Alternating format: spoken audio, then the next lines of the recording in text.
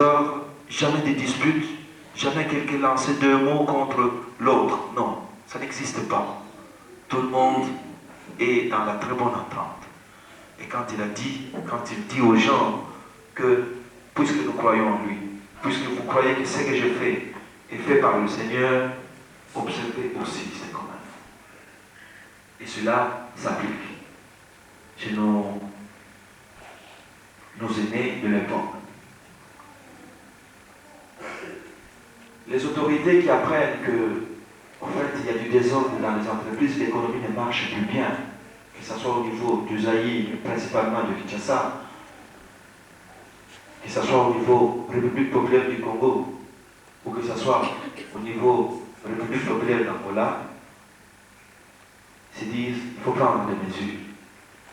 Alors on cherche à savoir ce qui se passe, d'où vient-il celui-là, n'est-il pas, je dirais, camouflé, masqué par quelqu'un pour que, n'est-il pas utilisé comme un bouc émissé, quelque chose dans ce genre-là. Ils ont cherché à savoir et à bien comprendre. Il s'est fait que les autorités coloniales de l'époque n'ont pas compris grand-chose là-dedans. Car, disent-ils, ce qu'il fait, il y a des gens qui viennent chez lui car ils voudraient se faire riches. Voilà, il organise même des collectes, que les gens lui apportent à manger, que les gens lui apportent des sous. Or, c'était faux et archi faux, car la collecte qu'il organisait, qu'on organisait d'ailleurs dans le village entier, c'était pour aider les frères qui venaient de très loin. Essayer d'acheter un peu de pétrole pour mettre dans nos petites lampes tempêtes, s'acheter cela, s'acheter ceci. Mais la caricature est là, disant qu'il organise des collectes. Et que les gens sont aveugles, ils y vont par masse, alors qu'ils négligent leur boulot. Il faut l'arrêter. Il faut d'abord interdire l'accès dans ce village. Il faut arrêter cette personne. C'est moi qui parle. On arrive sur place dans les enquêtes, on se rend compte que, en fait, il n'a rien sur lui que le livre saint, la Bible. On essaye de comprendre plus loin, et on se rend compte que c'est un ancien catéchiste. C'est un catéchiste protestant. C'est pas un ancien, c'est un catéchiste protestant. Nous sommes à l'époque où l'homme n'avait pas encore compris que les enfants de Dieu doivent vivre unis. C'est une querelle qui sort. Querelle de ce type. Nous sommes à l'époque coloniale où l'Église catholique, et je dirais l'Église officielle, l'Église de l'État, qui est, mon Dieu, de quelques protestants qui y viennent, ils sont plutôt considérés comme des gens qui viennent simplement s'annexer. L'Église, l'État utilise l'Église catholique. Dit, il faut faire des reproches, faire des remarques aux protestants, car si notre économie ne marche plus bien, puisque les gens désertent leur travail, c'est à cause d'eux. Ceux qui ont formé ce type, ceux qui l'ont donné l'intelligence, qui l'ont appris à lire, à écrire. Donc, il faudrait même chercher à savoir si la propagande de Kimbangu, le phénomène Kimbangu, n'est pas quelque chose d'organisé pour le bénéfice de ces baptistes-là, c'est-à-dire de ces protestants de communauté. D'où, de nouveau, l'État qui vient mettre du feu entre les enfants de Dieu, qui appartiennent à des confessions différentes. Malgré ça, l'affaire n'aboutit pas encore. L'affaire n'aboutit pas encore pour la bonne raison que ni les protestants eux-mêmes ne pouvaient rien faire sur Kimbangu. Ils ne pouvaient rien.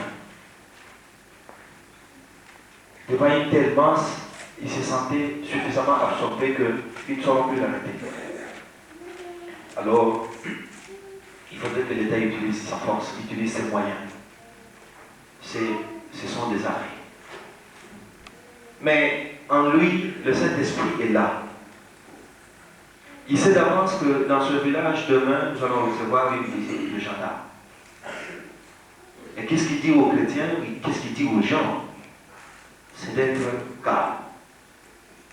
d'être calmes et disciplinés.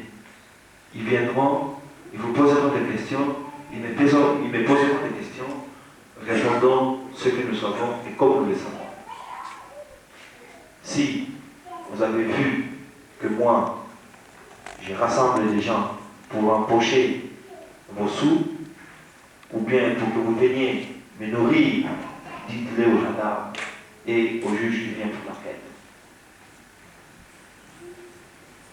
Et l'ordre était là, la discipline était au grand rendez-vous, personne ne bougeait, personne ne disait quoi que ce soit de méchant aux visiteurs du village.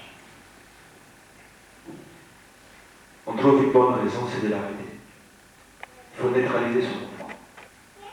Il faut l'arrêter, comme ça, il n'y aura plus personne. Cette fois-ci, on prépare depuis 10 villes à l'époque, aujourd'hui, Banzangongo, à une 150 km de Kinshasa, on prépare toute une équipe. L'expédier jusqu'au village natal de Kimbango, Kamba, pour aller arrêter d'abord Kimbango lui-même.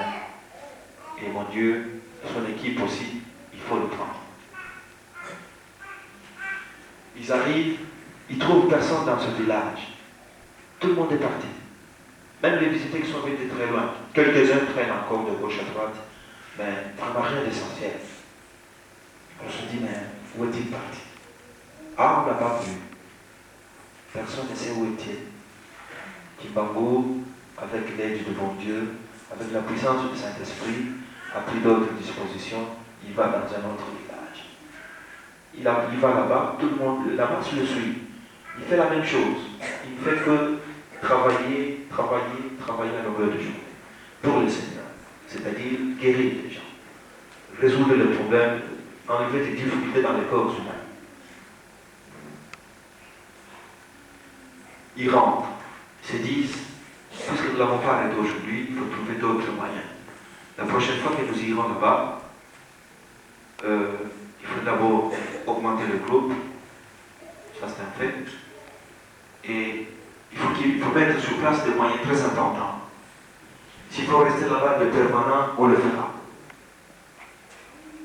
Il n'est pas rare de constater un policier à gauche à droite, parfois même habillé en civil. Certains sont là à longueur de journée à entendre et noter ce que dit Kimbango pour aller retransmettre, même en tout cas retransmettre auprès des autorités. Mais ils se rendent compte que rien n'est contre, rien ne sort de la bouche de Kimbango qui puisse nuire ni à l'économie du pays, ni à l'autorité coloniale. Rien. Mais il faut quand même faire quelque chose, car l'économie en souffre. Ces problèmes résolus. Il rentre dans son village au lendemain matin.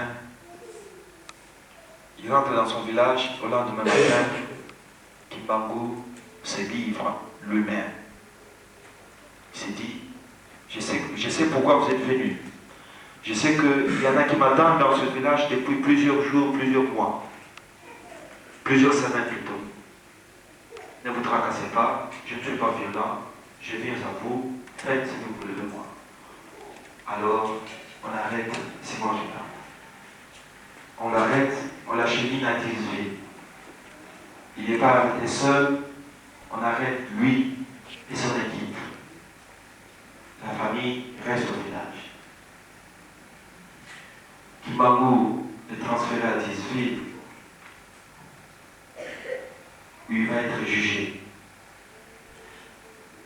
C'est curieux, d'après ce que je sais, je ne suis pas juriste de formation, mais lorsqu'on a posé, soi-disant, du désordre public, ça ne vaut pas un crime.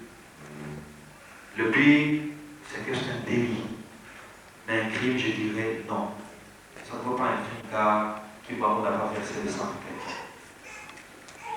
C'est très curieux car il sera jugé par le Conseil supérieur de guerre. C'est le plus grand tribunal qui puisse exister à cette époque. Jugé par le plus haut compétent de la justice coloniale à l'époque. Le jour du jugement est là. Pendant ce temps, parlons d'abord plutôt de ceux qui sont restés au village. Qu'est-ce qui se passe? Puisque l'élément moteur qui envahit l'économie est arrêté, ils vont interdire toutes les activités du humanisme. On rentre au village, on va dire à notre maman, la femme de Simon du Bambou, de ne plus jamais bouger de sa petite maison. Plus jamais. Et personne ne lui rendre visite.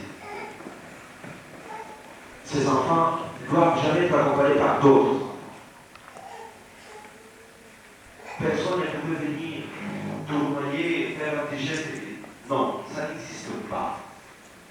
Juste descendre à la source, un peu d'eau, et revenir au village, point. Surtout pas à la femme. Comme quoi que maintenant, il faut absolument neutraliser les critiques. Le jour du tribunal, une délégation va au village chercher la famille. On va chercher la famille pour être elle aussi présente et témoigner de ce que c'est les faits qu'il va. Il va être jugé. Nous avons encore aujourd'hui, en tout cas, 28 novembre 1987, une très grande chance. Car le fils aîné du prophète Simon du Bambou étant avec nous ici présent, et que ce jour-là, il n'avait que 7 ans à l'époque, on est encore en 1921, il avait que 7 ans, lui aussi devait comparaître devant le tribunal. Il a été témoigné. On a fait appel à beaucoup de gens, entre autres à lui. On imagine très bien quelles sont les questions qu'on va devoir poser. Ce que Guy Bambou dise exactement ce qu'il fait, pourquoi il le fait, comment il le fait, en faveur de qui, etc. Guy Bambou qui dit, tout ce que j'ai fait, c'est accomplir la volonté du Seigneur. Jamais un seul instant, et moi j'ai incité les gens à fuir leur travail. D'ailleurs, au contraire, je le disais toujours, quelqu'un qui vient, lorsqu'il a eu une satisfaction de son problème, qu'il réclame son travail. Car la famille a nos vies. Il ne faut pas laisser créer les enfants. Non. Donc, je ne peux pas comprendre qu'aujourd'hui on m'accuse d'incitateur. C'est lui qui pousse les gens à déserter, qui pousse les gens à ne plus payer d'impôts. Non. Moi-même, ma petite impôt, je la paye. Tout le monde du village a au moins payé son impôt. Donc, je ne comprends pas de quoi les reprocher. Kimbambou, nous avons appris que vous guérissez les malades, vous ressuscitez même les morts. Comment cela est-il possible? Il dit, ce n'est possible que lorsqu'on comprend ce que c'est le Seigneur. Ce n'est possible que lorsqu'on sait que la valeur même du Peu-haut qui nous a mis sur cette terre. Tout ce que j'ai fait, je le fais au nom du Seigneur, au nom de Dieu. Je n'ai utilisé que la petite parole au nom du Seigneur Jésus-Christ, que tu sois guéri. Et les gens sont guéris. Je n'ai pas utilisé des fétiches, je n'ai fait aucune autre pratique que de poser la main au nom du Seigneur Jésus-Christ sur la tête des gens et les gens pour satisfaction. Ainsi, on voit défiler tous les témoins. Tous les témoins, entre autres, son équipe de 12. Et pour finir, sa femme. À la fin, il y a son fils aîné. Il a 7 ans. On lui pose une question, je dirais un peu ironique, qui selon est, à ton âge, c'est de nous dire exactement ce qu'a fait ton père. Il dit oui, je sais vous le dire. Qu'est-ce qu'il a fait? Mon papa impose la main aux gens et les gens sont guéris. Mon papa impose la main aux gens, aux paralytiques, les paralytiques marchent. Il impose la main aux aveugles, les aveugles voient. À ton âge, sais-tu faire une distinction entre un mort intime qui fait, je dirais, des grimaces, qui fait semblant de dormir, ou alors qui est saisi par le cauchemar? Il dit, monsieur le juge, je sais faire la distinction entraîne mort un homme vivant. C'est lui qui fait, je dirais, de la gymnastique, c'est-à-dire qui essaye de, je dirais, tromper ou s'amuser des aventures. J'essaie de distinguer d'un véritable homme, j'essaie.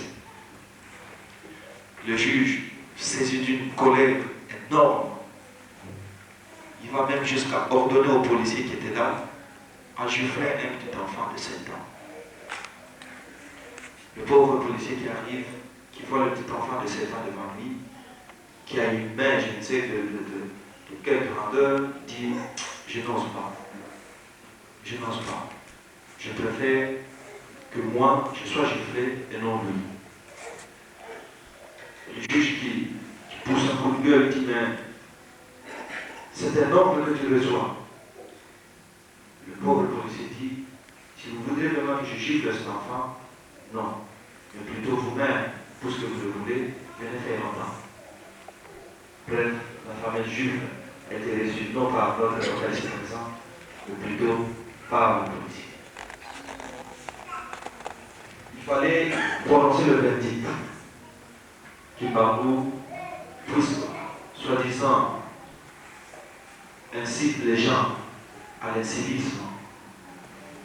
Kimbangu est le promoteur même de la maladie qu'a frappé notre économie. Il faudrait le condamner à mort. Je ne sais pas.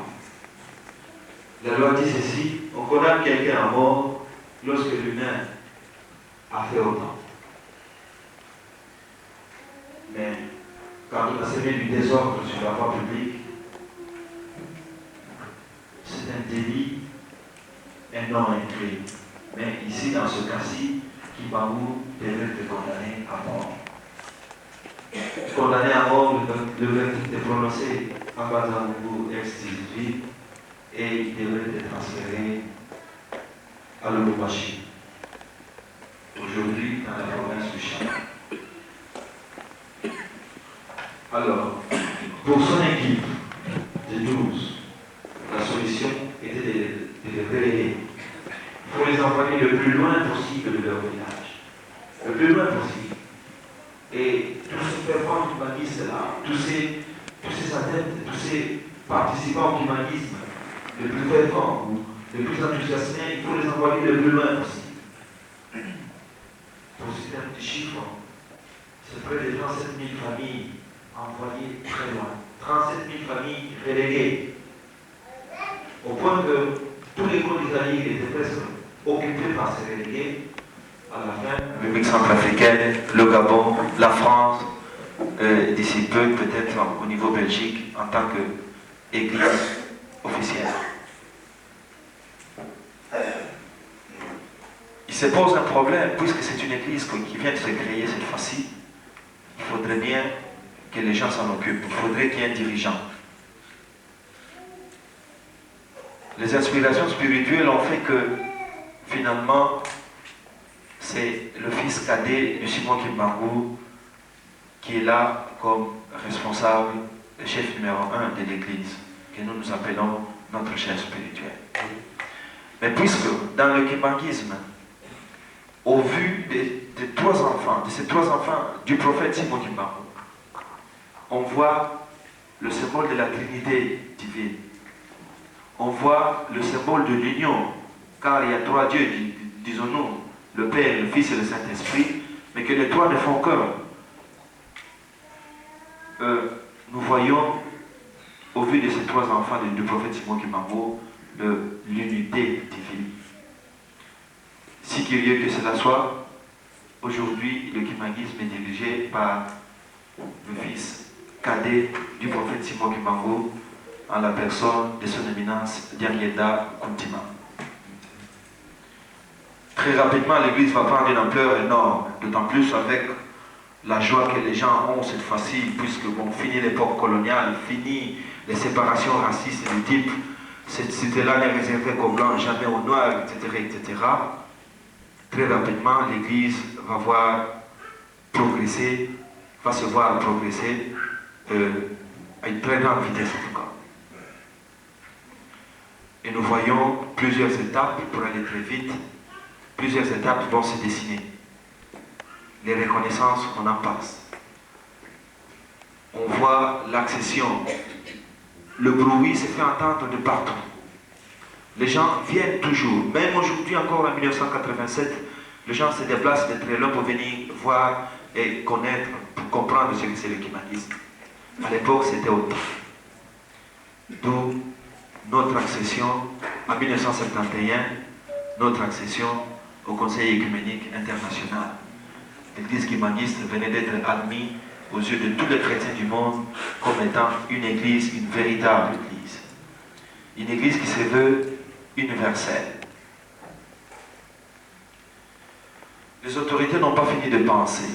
Les enfants du prophète Simon Kimbangu travaillent durement et régulièrement, de façon soutenue, pour l'édification de l'œuvre du prophète Simon Kimbangu. Car cette œuvre ne peut pas être abolie par l'homme. C'est l'œuvre qui nous a été donnée par le Seigneur lui-même. Lui-même l'a commencé, car tout ce qu'a fait le prophète Simon Kimbangu, c'est un nom du Seigneur qui l'a fait. Cette œuvre, si un jour il faut l'abolir, cela ne peut être fait que par le Seigneur lui-même. L'église kimbanguiste, n'ayant pas de possibilités financières, n'est comptant que sur la masse de ses chrétiens même.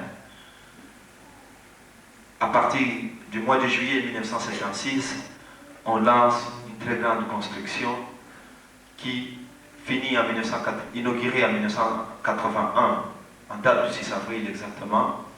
L'église kimbanguiste venait de construire et d'inaugurer, nous croyons certainement, en tout cas, le plus grand temple d'Afrique, vraisemblablement parmi les 3 premiers au monde, puisqu'on ne connaît pas tout ce qui s'est construit au monde.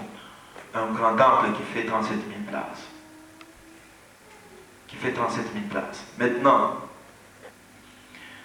aujourd'hui, nous parlons du kimbanguisme en Europe.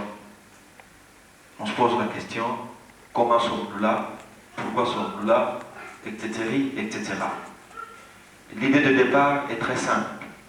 C'est que, de temps en temps, parmi les futurs cadres des kimbanguistes, les futurs kimbanguistes qui seront cadres, il y en a qui ont la chance de trouver une possibilité de venir étudier. Ce sont des étudiants qui se réunissent, qui se disent au fait, puisque nous sommes tous de cette église, nous appartenons tous à cette église, pourquoi ne devrions-nous pas entamer nos activités, continuer à prier régulièrement comme nous l'avons toujours fait dans nos lieux d'origine. Ce sont des étudiants qui se réunissent et qui mettent en œuvre l'idée. L'idée grandit, l'idée évolue, de plus en plus de gens, et aujourd'hui, voilà la communauté kimbanguiste de Belgique que nous sommes. Nous sommes dans un pays où les démarches administratives sont parfois très difficiles.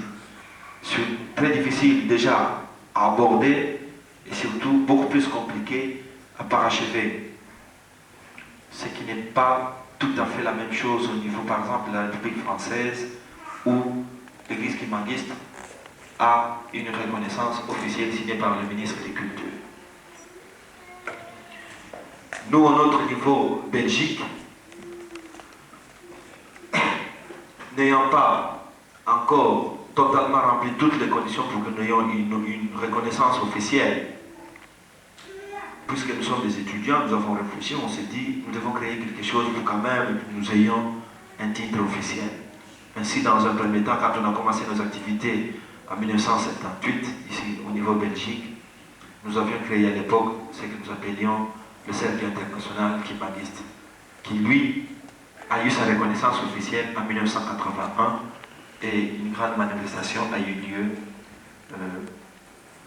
pour cette occasion. On a reçu plus de 250 personnes venant directement de Kinshasa. Il faudrait peut-être faire une petite synthèse, en tout cas un petit commentaire quant à l'aperçu de l'histoire dont je viens de parler. J'ai plusieurs fois prononcé le mot colonial, époque coloniale, haine, jalousie, mésentente, remarque. À nous voir comme ça, à essayer de nous entendre, on pourrait être tenté de dire, est-ce que ce sont des gens qui finalement n'ont pas quelque chose qui leur frissonne encore le cœur contre ceux qui les ont, je dirais, colonisés ou contre cette race. Ben, nous disons non. Non, car, je l'ai souligné aussi plusieurs fois, quand on a relégué les gens, ce qui a fait que l'église Kimbanguiste s'est très rapidement installée dans tous les coins du Zaïre et dans une zone assez vaste d'Afrique, c'est l'exemple même des chrétiens kimbanguistes. Car ils ont appliqué, ils ont vécu dans l'amour. Et nous disons autant aujourd'hui, nous les kimbanguistes, les jeunes kimbanguistes de 1987, pour nous, c'est la volonté de Dieu qui s'est manifestée. Faudrait-il appeler Simon Kimbangu prophète? Que chacun aille réfléchir. Mais en tout cas, au vu de ce qu'il a fait, je n'ai pas cité beaucoup de dates, mais aujourd'hui cette église kimbanguiste, qui compte plus de 5 millions de chrétiens, dont 4 millions au Zaïre, un Zaïre qui a environ 30 millions d'habitants, on peut toujours se faire une très bonne idée pour savoir combien de pourcentage cela représente. Si cette église aujourd'hui qui compte 5 millions d'habitants continue à vivre et ne fait que progresser, c'est que quelque chose de vrai a habité, quelque chose de vrai l'a créé. Car Kimbangu ne commence à travailler que le 6 avril 1921. Et très rapidement, 6 mois après, il va être arrêté. Donc, nous aujourd'hui kimbanguistes, qui sommes le résultat même du travail du prophète Simon Kimbangu, nous sommes des gens façonnés dans un délai de 6 mois. Dans un délai de 6 mois, ni t'était la force divine, ni t'était la présence du Saint-Esprit dans Kimbangu et parmi nous, parmi nos aînés de l'époque, je crois qu'on aurait très vite étouffé le kimbanguisme. Mais non, ça a été le contraire. Le kimbanguisme est monté en flèche. Donc, de ce côté-là, nous disons, il n'y a pas de haine. Non, c'est oublier ça. C'est une page qu'on devra tourner. Car nous disons, c'est le chemin divin qui le veut ainsi. Christ vient du ciel, il vient vivre parmi avec nous. Qu'est-ce qu'on fait? On ne veut pas de lui, on le tue. Une mort honteuse. Le prophète Simon Kimbangu, c'est exactement la même chose. Dieu nous envoie quelqu'un qui vit avec nous, qui vit parmi nous pour nous faire comprendre ce que c'est Dieu, ce que c'est l'amour de Dieu. Nous ne voudrions pas de lui et nous le méprisons, nous l'avons persécuté, nous l'avons tué presque. Donc, c'est le chemin même de Dieu. Et c'est à cause de notre nature à nous que nous souffrons. C'est à cause de notre nature à nous que tout cela puisse arriver. Vous me poserez encore une autre question. Est-ce que vous avez des preuves? Mais des preuves, on les a. La grande et la vivante, la plus immédiate qu'on a aujourd'hui, c'est que le fils aîné est avec nous. Le fils aîné du prophète Simon Kimbangu. J'ai parlé de cette jeune fille de 12 ans en 1921 parmi les 12 sacrificateurs de Simon Kimbangu. Cette dame vit encore aujourd'hui. Ceux qui ont la chance d'un jour d'aller à Kinshasa, visiter les milliers kimbanguistes, poser la question, on vous montrera cette femme. Si vous avez de quoi lui dire, elle se fera bien plaisir de vous répondre. En tout cas, en ce qui nous concerne, l'église kimbanguiste se veut une église universelle. Là où nous trouvons, à chaque endroit où nous nous trouverons toujours, nous prierons. Le même cette communauté où venir chercher à essayer de comprendre, à mieux découvrir, l'église kimbanguiste a toujours reçu ce genre-là à bras ouverts. Autre petite remarque, vraisemblablement pour ceux qui ont l'habitude de beaucoup lire, ils trouvent beaucoup d'écrits sur le kimbanguisme dans les librairies et les autres magasins. Lisez-les, soyez hommes. Lisez-les, soyez intellectuels, donc attentifs. Il y a toute une série de caricatures sur la personne même du prophète Simon Kimbangu et de l'église kimbanguiste en général. Si un doute quelconque vous attrapez, essayez de vérifier l'information. Car cette caricature d'ailleurs ne nous surprend jamais. On le voit déjà à partir de 1921. Un type qui ne fait que travailler pour le bonheur des hommes, on va l'accuser comme incitateur. On va l'accuser comme incivique. Donc c'est déjà une forte caricature. Mais nous avons toujours gardé notre sang-froid, et nous avons toujours gardé de bonne humeur et surtout la grande volonté de faire comprendre aux gens qu'il est grand temps que chacun se réveille, que chacun essaye de comprendre que Dieu, en créant l'homme, il envoya aussi plus tard son Fils. Et que son Fils, avant de s'en aller, nous promettait le Saint-Esprit. Et que le Saint-Esprit se manifeste de plusieurs façons par les hommes pour le bonheur des hommes. Ainsi, je termine au nom du Père et du Fils et du Saint-Esprit. Amen.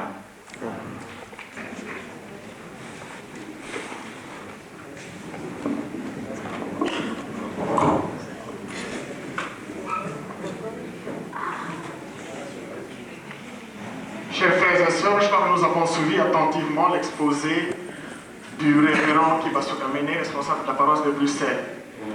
Comme nous l'avons dit tout à l'heure, avec l'impératif du temps, nous n'aurons pas la possibilité, notamment, de répondre aux questions que vous auriez voulu poser pour avoir plus d'éclaircissement concernant le kimbanguisme et surtout concernant le centenaire de notre prophète Papa Simon Kimbangu.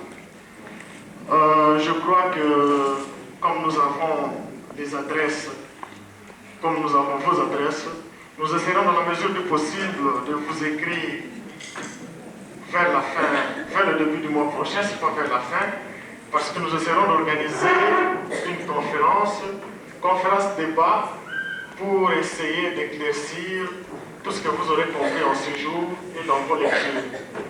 Maintenant, nous allons continuer le programme de ce jour par le concert. Concert qui sera d'abord présidé par différentes chorales. D'abord la chorale de Bruxelles, ensuite sera suivie la chorale dirigeante de France et la chorale qui se reculait de France. Après, on passera aux instruments, par les instruments synthétiseurs. Et enfin, on terminera par la fanfare. Nous demanderons d'abord à...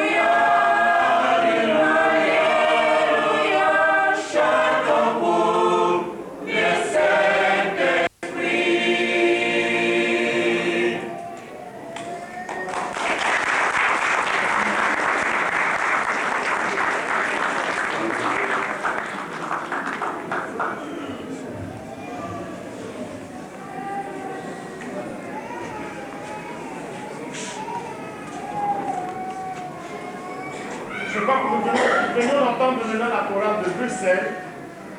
Pour ceux qui auront la chance d'auditionner cette chorale, rendez-vous s'il vous plaît chaque dimanche vers 13h au 32-33 rue Léon Lepage à 1000 Bruxelles, métro Sainte-Catherine. Maintenant, nous passerons à la chorale Dirige de France.